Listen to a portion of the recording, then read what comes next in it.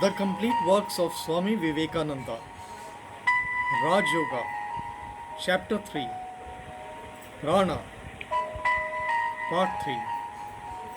The ideal yogi, the whole science of the yoga, is directed at the end of teaching men how, by intensifying the power of assimilation, to shorten the time for reaching perfection.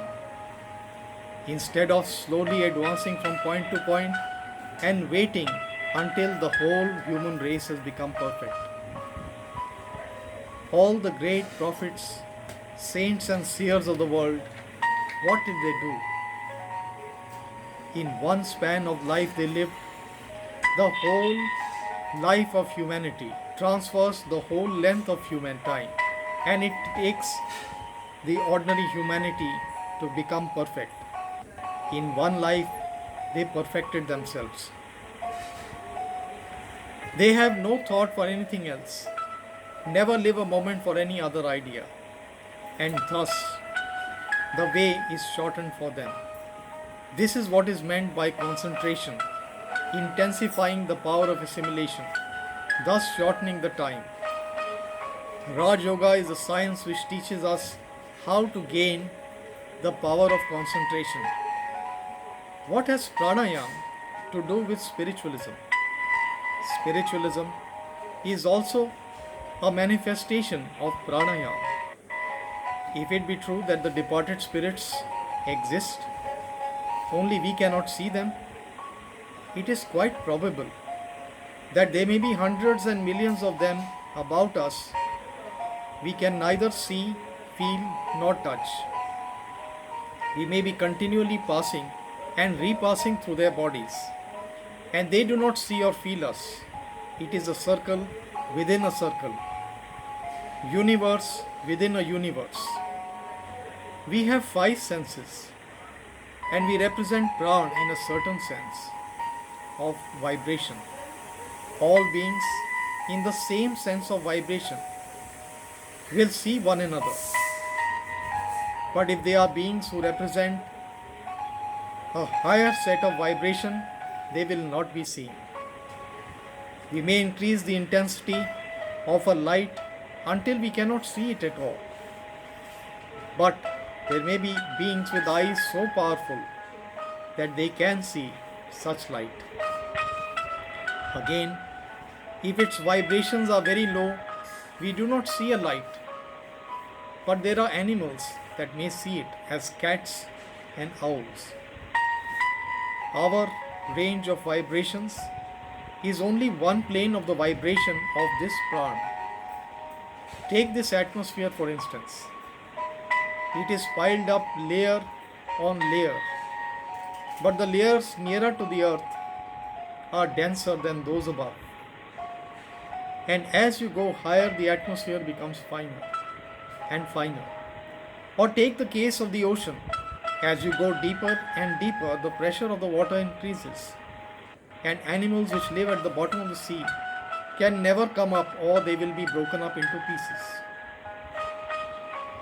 Think of the universe as the ocean of ether, consisting of layer after layer of varying degrees of vibration under the action of prana. Away from the center, the vibrations are less. Nearer to it, they become quicker and quicker. One order of vibration makes one plane. Then suppose these ranges of vibration are cut into planes. So many millions of miles, one set of vibration. And then so many millions of miles, another, still higher set of vibration, and so on. It is therefore probable that those who live on a plane of a certain state of vibration will have the power of recognizing one another, but will not recognize those above them. Yet, just as by the telescope and the microscope we can increase the scope of our vision, similarly we can by yoga bring ourselves to the state of vibration of another plane, and thus enable ourselves to see what is going on there. Suppose this room is full of beings whom we do not see. They represent prana in a certain state of vibration, while we represent another. Suppose they represent a quick one and we the opposite. Prana is the material of which they are composed as well as we. All parts of the same ocean of prana. They differ only in the rate of their vibration. If I can bring myself to the quick vibration, this plane will immediately change for me. I shall not see you anymore. You vanish and they appear. Some of you perhaps know this to be true.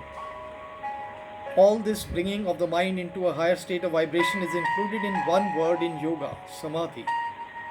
All these states of higher vibration, superconscious vibrations of the mind, are grouped in that one word, samadhi. And the lower states of samadhi give us the visions of these beings. The highest grade of samadhi is when we see the real thing, when we see the material out of which the whole of these grades of beings are composed. And that one lump of clay being known, we know all the clay in the universe. Thus we see that pranayama includes all that is true of spiritualism even. Similarly, you will find that whenever any sect or body of people is trying to search out anything occult or mystical or hidden, what they are trying to really do is this yoga, this attempt to control the prana. You will find that wherever there is any extraordinary display of power, it is the manifestation of this prana. Even the physical sciences can be included in pranayama. What moves the steam engine? Prana, acting through the steam. What are all these phenomena of electricity and so forth but prana? What is physical science? The science of pranayama by external means. Prana, manifesting itself as mental power, can only be controlled by mental means. That part of pranayama which attempts to control the physical manifestations of the prana by physical means is called physical science. And that part which tries to control the manifestations of the prana as mental force by mental means is called Raj Yoga.